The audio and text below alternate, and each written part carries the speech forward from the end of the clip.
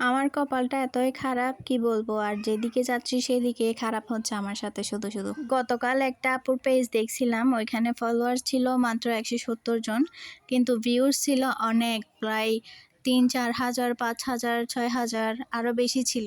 আমি তো লিটারেলি অবাক হয়ে গেছিলাম যে এত কম ফলোয়ারের মধ্যে এত ভিউজ কেমনে আসে।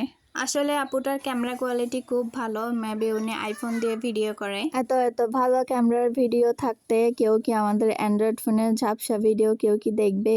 মাঝের মধ্যে মনে এই চিন্তা আসলে ভিডিও করতে ইচ্ছে করে না, তাও মনকে সান্ত্বনা দিয়ে আবার ভিডিও করা শুরু করি। আসলে আপুটার গুড লাক আর কি, যে তার ফলোয়ার্স গুলো এত ভালো, লাইক কমেন্ট শেয়ার সবই করে। এইরকম সাপোর্টিভ কিছু ফলোয়ার থাকলে আমারও ঠিক এমনটাই হতো।